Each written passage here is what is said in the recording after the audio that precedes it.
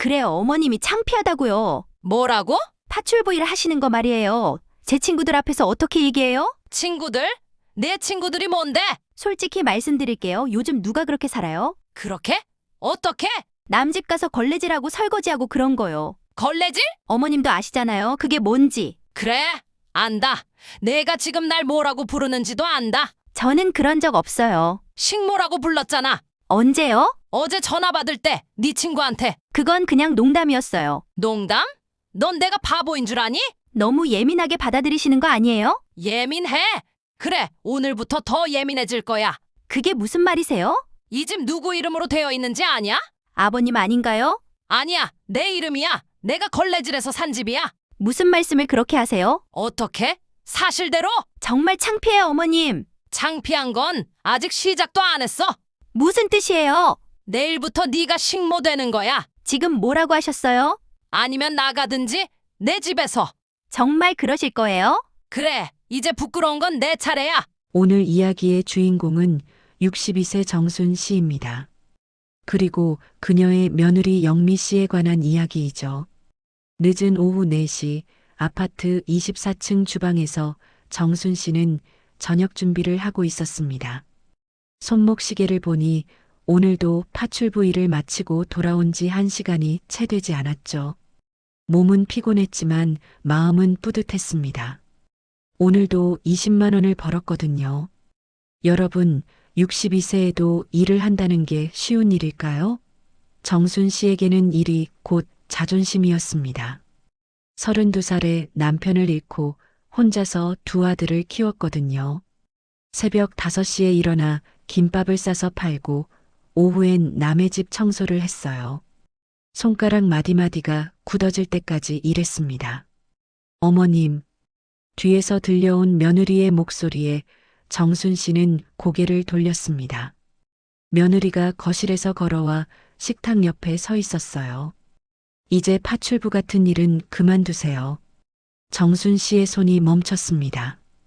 당근을 자르던 칼이 도마 위에서 살짝 기울어졌어요. 창피하잖아요. 그 말 한마디가 30년의 세월을 송두리째 흔들었습니다. 정순 씨는 천천히 칼을 내려놓고 며느리를 바라봤어요. 며느리의 얼굴에는 진심 어린 걱정이 아니라 체면을 차리려는 조바심이 보였습니다.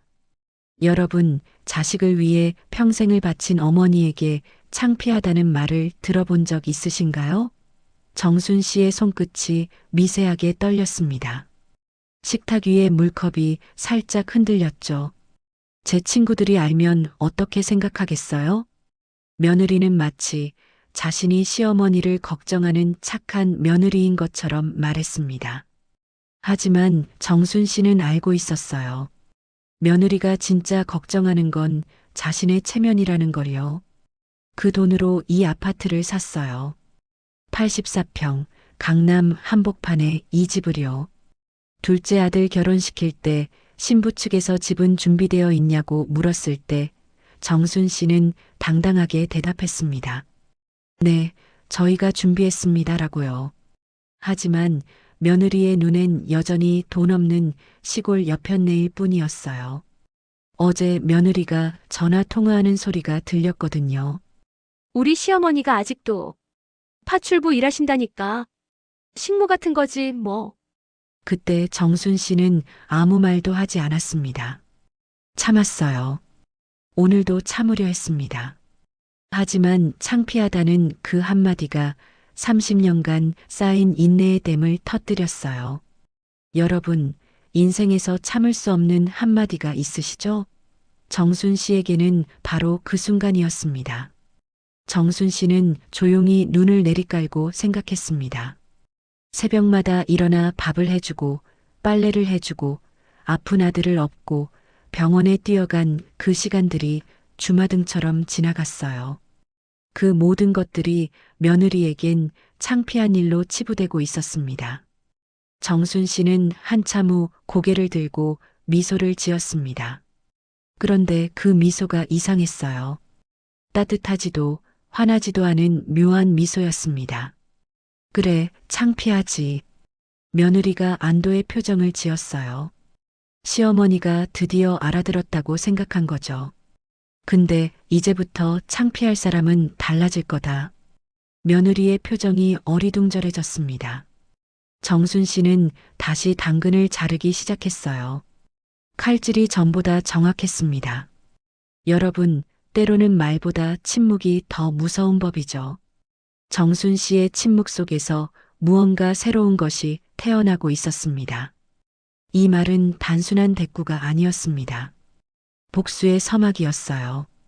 정순 씨는 마음속에서 무언가가 일어나는 걸 느꼈습니다. 30년 동안 잠들어 있던 무언가가 깨어나고 있었죠. 그녀는 아무 말도 하지 않았습니다. 대신 마음속에서 조용하고 확실한 결심이 싹트고 있었어요. 며느리의 냉소는 멈추지 않았습니다. 다음 날 아침 정순 씨가 현관에서 운동화를 신고 있을 때였어요. 며느리가 거실에서 목소리를 높였습니다. 또 나가세요? 어제 말씀 안 드렸나요? 정순 씨는 신발끈을 묶으며 조용히 대답했습니다. 일 있어서 나가야 해. 어머님, 진짜 부끄러워요. 저희가 돈이 없는 것도 아닌데. 그때 둘째 아들 민수 씨가 거실로 나왔어요. 정순 씨는 아들이 자신의 편을 들어줄 거라 생각했습니다. 30년 동안 혼자서 키운 아들이니까요. 하지만 아들의 입에서 나온 말은 예상과 달랐어요. 엄마, 그냥 며느리 말 들어요. 이제 나서지 마세요. 정순 씨의 손이 멈췄습니다. 신발끈을 잡은 손가락이 하얗게 굳어졌어요. 여러분, 내 편이라고 믿었던 사람에게 배신당해 본 적 있으신가요? 그 순간의 충격은 말로 설명할 수 없습니다.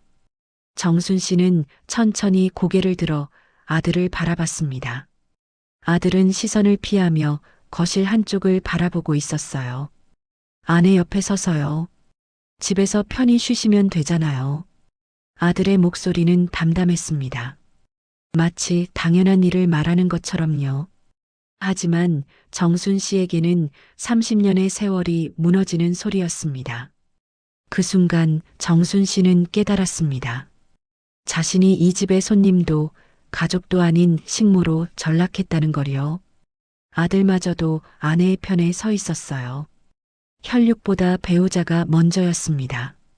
정순 씨는 아무 말도 하지 않고 현관문을 열었습니다. 뒤에서 며느리와 아들이 수군거리는 소리가 들렸어요. 정말 답답하시네. 그냥 내버려둬. 몇 번 나가다 보면 포기할 거야. 문이 닫힌 후에도 그들의 웃음소리가 복도까지 들렸습니다. 정순 씨는 엘리베이터 앞에서 한참을 서 있었어요. 가슴이 답답했습니다. 오후에 일을 마치고 돌아왔을 때 집안은 조용했어요. 거실 소파에 홀로 남겨진 정순 씨는 며느리와 아들이 방에서 나누는 대화를 들었습니다. 진짜 언제까지 저럴까요? 조금만 참아. 나이 들면 고집 세진다잖아. 저희 친구들 만날 때마다 창피해 죽겠어요. 여러분, 자식이 나를 참아야 할 존재라고 말하는 걸 들어보셨나요? 정순 씨는 식탁을 치우며 그들의 목소리를 들었어요. 자신에 대한 이야기인 줄 알면서도 아무렇지 않은 척했습니다.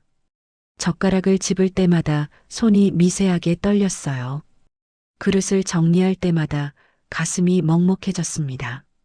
하지만 정순 씨는 표정을 바꾸지 않았어요. 30년 동안 연습해온 인내였으니까요. 그녀의 얼굴은 평온해 보였지만 눈가에 맺힌 주름선은 수십 년의 희생을 말하고 있었습니다. 새벽마다 일어나 밥을 해주고 빨래를 해주고 아픈 아들을 업고 병원에 뛰어간 그 시간들을 말이에요. 설거지를 마친 정순 씨는 거실 소파에 앉았습니다. 텔레비전은 켜져 있었지만 소리는 들리지 않았어요. 며느리와 아들의 웃음소리만 방에서 새어나왔습니다. 정순 씨는 자신이 언제부터 이 집의 투명인간이 되었는지 생각해 봤습니다.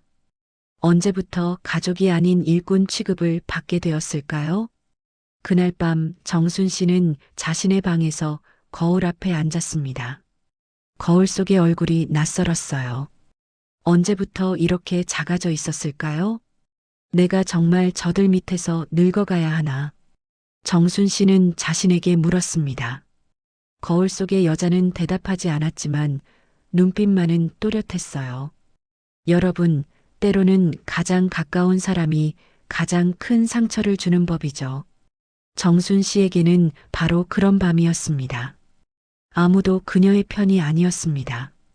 이른 새벽 5시, 정순 씨는 잠들지 못하고 침대에서 일어났습니다.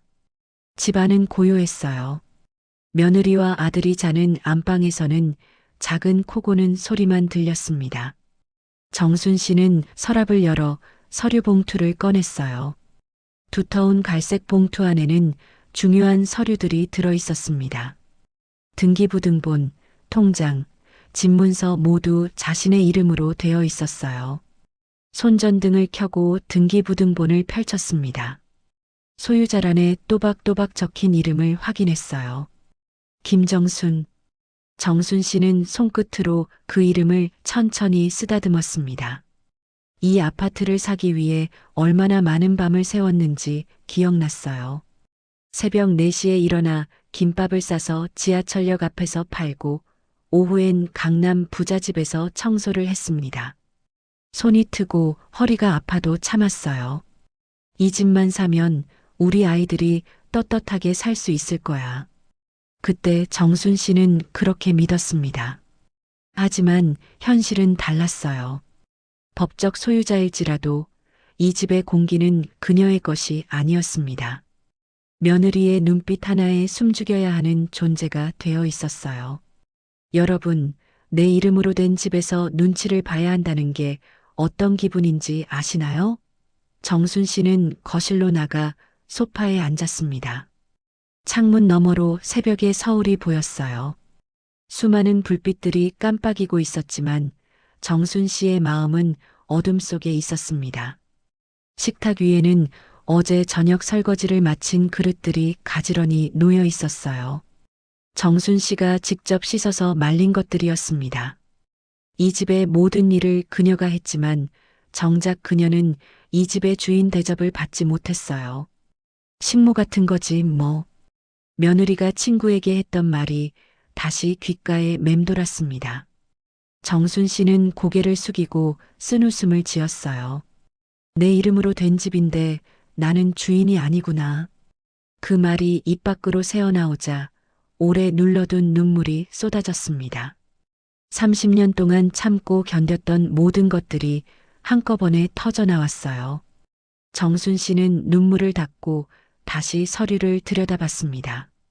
등기부등본, 임대차 계약서, 전세금 영수증, 모든 것이 그녀의 이름이었어요. 하지만 이 집에서 그녀는 없는 사람처럼 취급받고 있었습니다. 여러분, 권리와 현실이 다를 때가 있죠? 종이 위의 이름과 실제 대접이 이렇게 다를 수 있다는 걸 정순 씨는 처음 알았습니다. 통장을 펼쳐봤습니다. 30년 동안 모은 돈의 흔적들이 있었어요. 파출부 일로 번 돈, 김밥 장사로 번 돈, 하루도 쉬지 않고 모은 그 돈들로 이 집을 샀는데 지금 그녀는 이 집에서 가장 작은 존재가 되어 있었습니다. 정순 씨는 서류를 다시 봉투에 넣고 서랍에 정리했습니다. 그리고 거울 앞에서 자신을 똑바로 바라봤어요. 62년을 살아온 이 여자의 눈에 새로운 빛이 들어오고 있었습니다. 이제 그만. 정순 씨는 자신에게 말했습니다. 이제 진짜 주인이 누구인지 보여줄 때야. 여러분, 참을 수 있는 것과 참아서는 안 되는 것이 있죠? 정순 씨는 그 경계선을 드디어 찾았습니다. 그때 정순 씨는 깨달았습니다. 지금까지 자신이 너무 착하게 살았다는 걸요. 가족을 위해 모든 걸 포기하고 모든 걸 참았지만 결국 얻은 건 무시와 모욕뿐이었어요.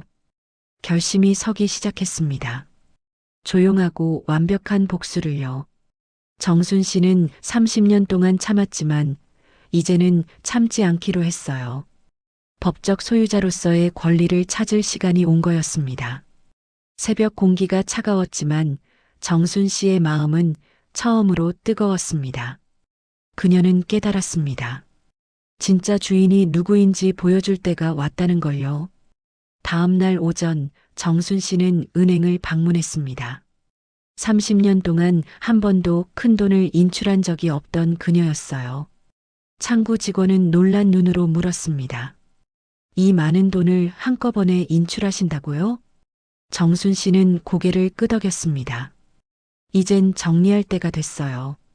통장 잔고는 2억 3천만 원이었습니다. 30년 동안 파출부 일과 김밥 장사로 모은 돈이었어요.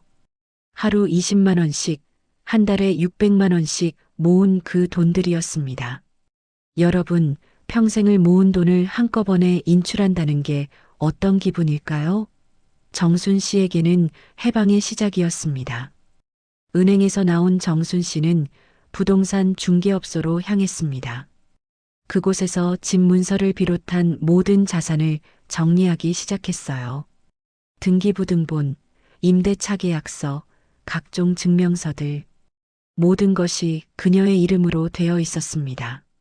매매 계약서를 작성하시겠다고요? 중개업소 사장이 확인차 물었습니다.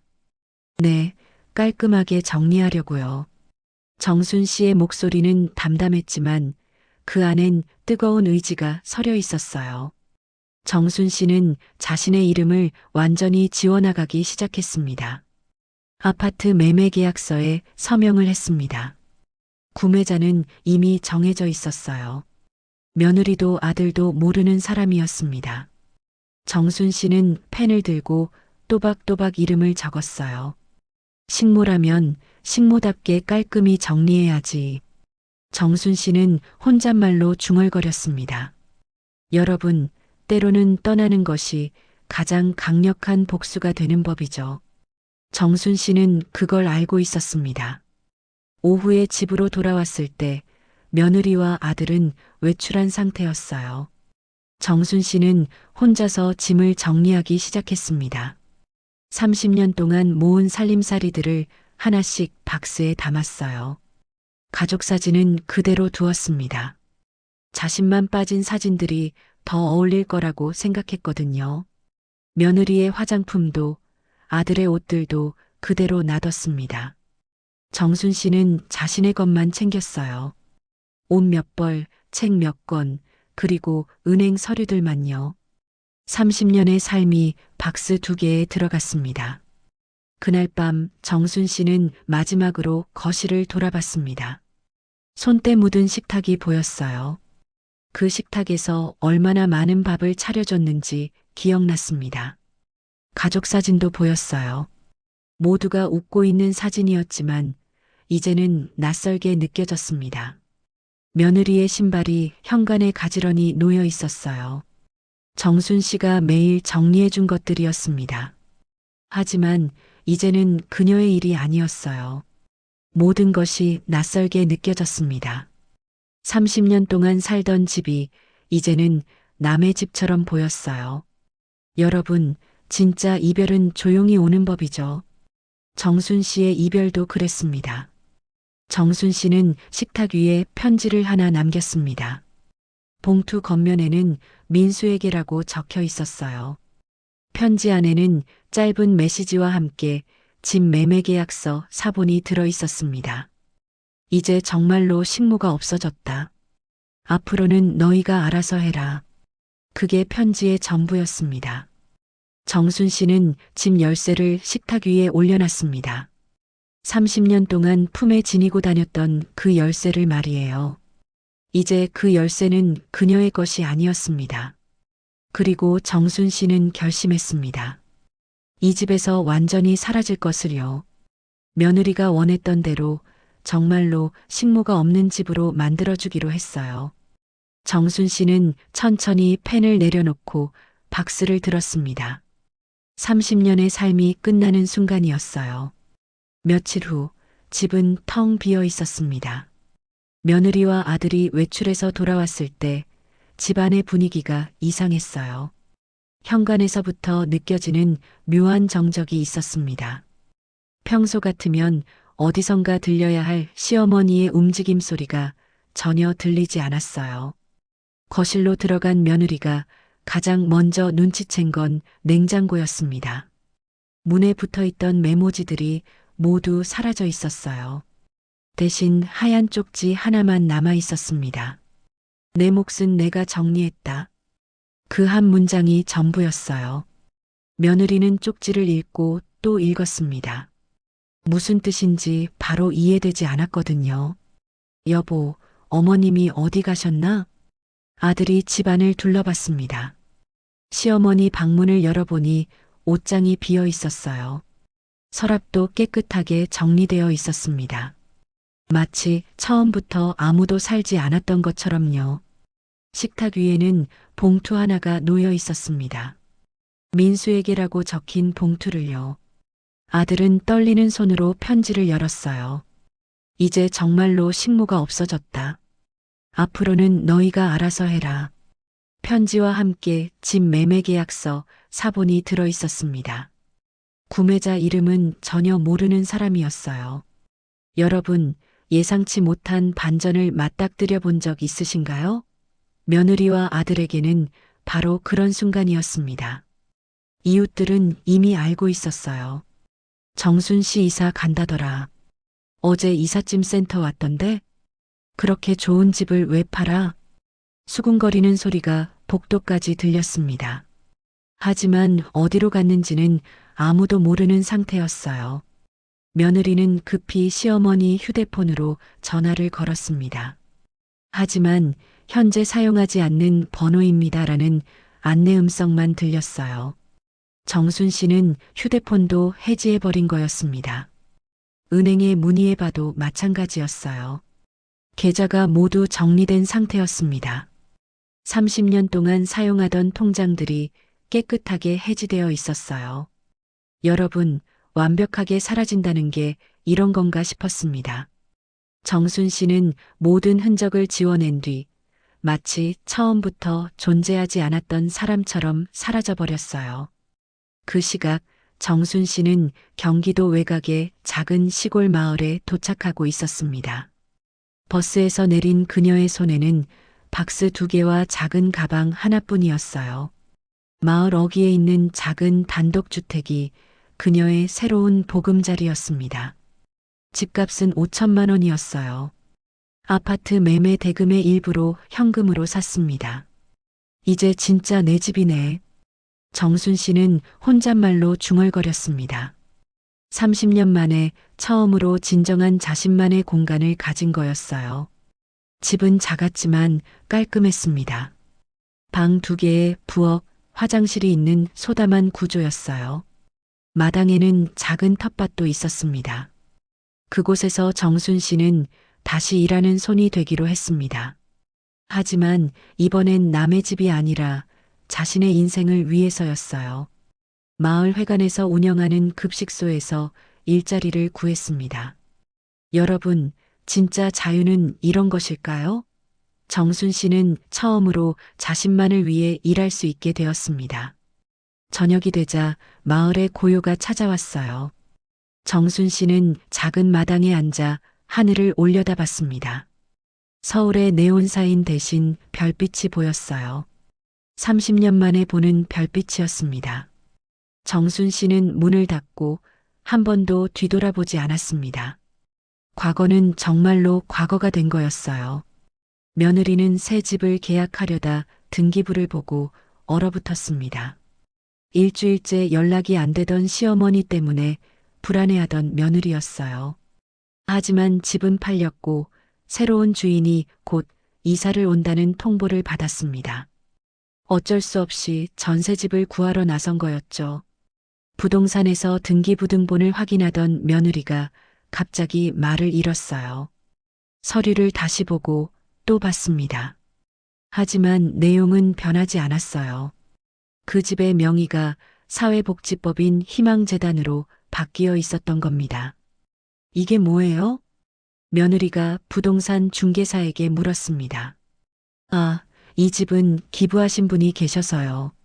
매매 대금을 전액재단에 기부하셨대요.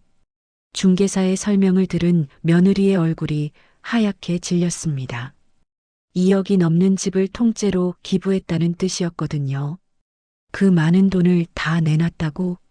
며느리는 믿을 수 없다는 표정으로 중얼거렸습니다. 집으로 돌아온 며느리는 미친 듯이 전화를 걸기 시작했어요. 시어머니와 아는 사람들, 은행, 관공서. 하지만 전화도 문서도 항의도 아무 소용이 없었습니다.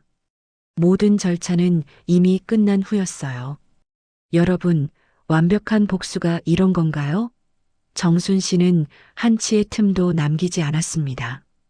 그날 저녁 아들이 퇴근해서 집에 들어왔을 때 며느리는 거실 바닥에 주저앉아 있었어요. 손에는 온종일 들여다본 등기부등본이 구겨져 있었습니다. 여보, 우리 이제 어떻게 해? 며느리의 목소리는 떨리고 있었어요. 전세금도 없고 갈 곳도 없는 상황이었습니다. 시어머니가 남긴 돈이라고는 쪽지 한 장뿐이었으니까요. 그때 텔레비전에서 뉴스가 나왔습니다. 지역 소식을 전하는 코너였어요. 경기도의 한 시골 마을에 훈훈한 소식이 전해졌습니다. 익명의 60대 여성이 평생 모은 재산 2억여 원을 사회복지재단에 기부했다고 합니다. 며느리와 아들의 시선이 화면에 고정됐어요. 기부자는 이제야 내 손이 부끄럽지 않다는 말을 남겼다고 합니다. 화면 속에는 흐릿한 뒷모습이 잡혀 있었어요. 단정한 머리에 작은 체구의 여성이었습니다. 마을 회관 앞에서 아이들과 함께 웃고 있는 모습이었어요. 그 순간 며느리는 깨달았습니다. 그 뒷모습이 누구인지를요.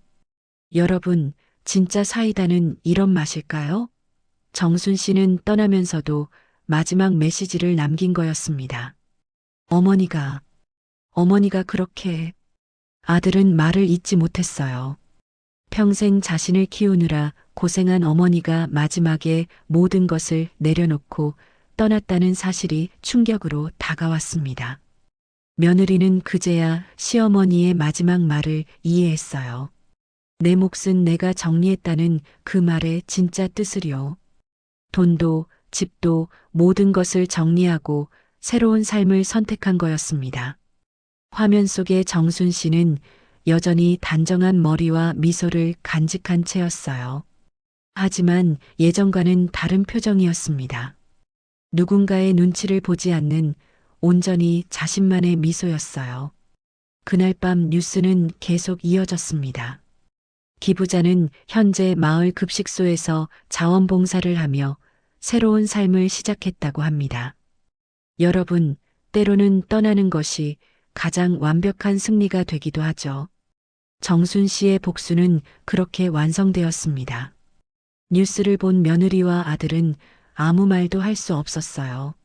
30년 동안 식모 취급했던 그 여자가 진짜 주인이었다는 걸 이제야 깨달은 거였습니다. 정순 씨는 아무 말 없이 돌아섰습니다.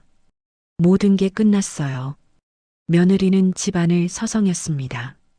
뉴스가 끝난 후 며느리는 거실을 천천히 돌아다녔어요. 어제까지만 해도 당연하게 여겼던 모든 것들이 이제는 낯설어 보였습니다. 비어버린 거실, 닫힌 방문, 사라진 어머니의 흔적들. 냉장고 앞에 서서 그 하얀 쪽지를 다시 읽었습니다. 내 몫은 내가 정리했다. 그 한 문장이 이렇게 무거울 줄 몰랐어요. 여러분, 사람이 사라지고 나서야 그 존재의 크기를 깨닫는 경우가 있죠. 며느리에게는 바로 지금이 그런 순간이었습니다. 시어머니가 매일 아침 끓여주던 된장찌개 냄새가 그리워졌어요. 빨래를 개어서 옷장에 넣어주던 그 정성스러운 손길도요. 아무렇지 않게 받아왔던 모든 것들이 이제는 소중한 추억으로 바뀌어 있었습니다. 그제야 늦은 후회가 밀려왔어요.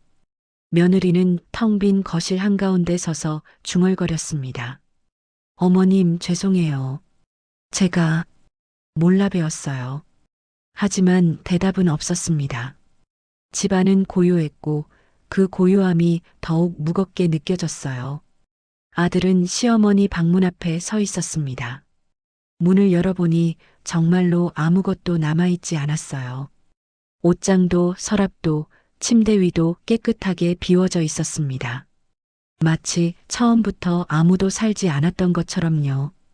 아들 역시 고개를 숙인 채 말이 없었습니다. 30년 동안 자신을 키워준 어머니를 지켜주지 못했다는 죄책감이 밀려왔거든요. 여러분, 가족이라는 이름으로 누군가를 당연하게 여긴 적은 없으신가요? 아들은 지금 그 대가를 치르고 있었습니다. 밤이 깊어갈수록 집은 더욱 조용해졌어요.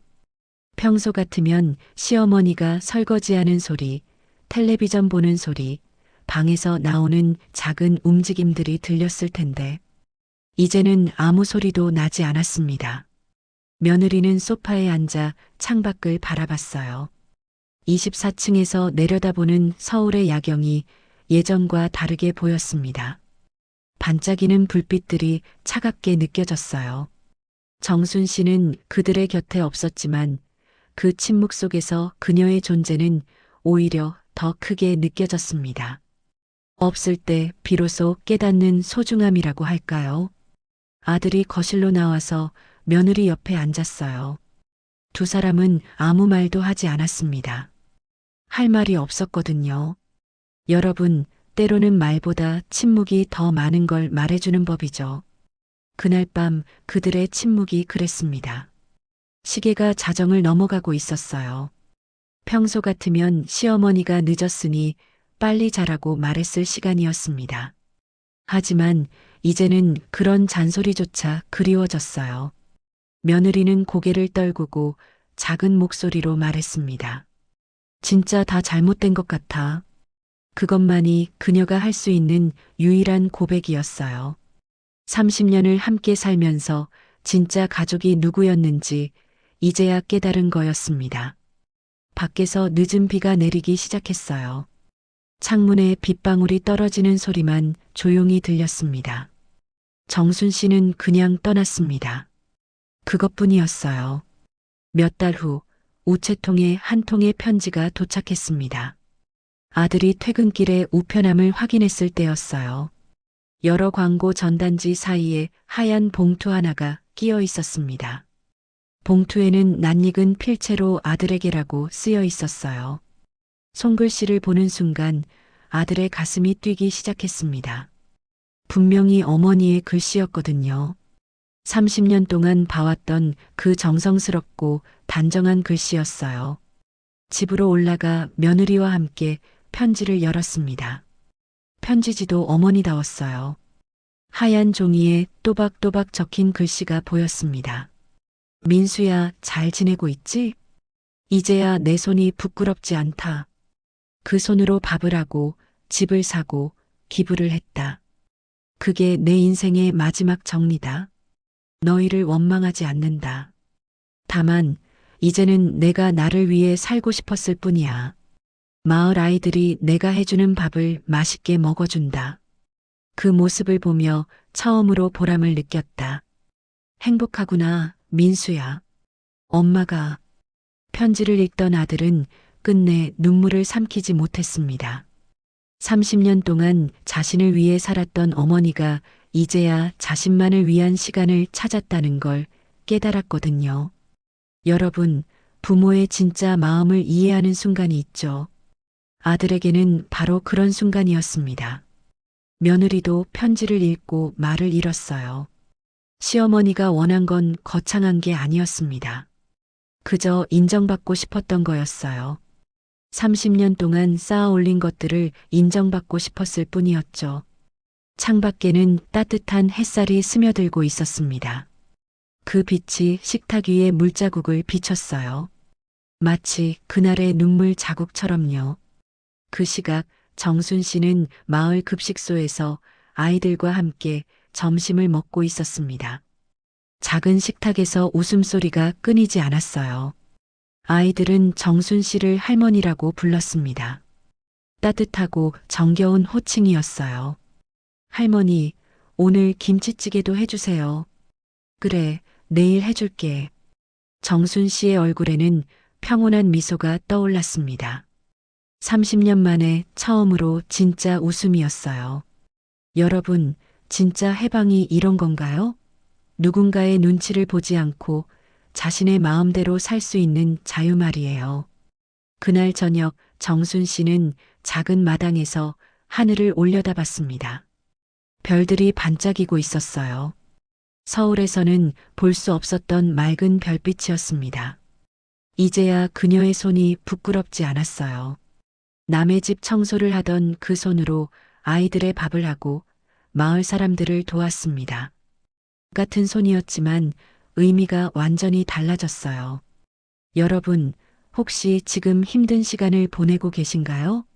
가족에게 서운하고 인정받지 못하는 일상에 지치셨나요? 괜찮아요. 여러분의 인생도 언제든 바뀔 수 있어요.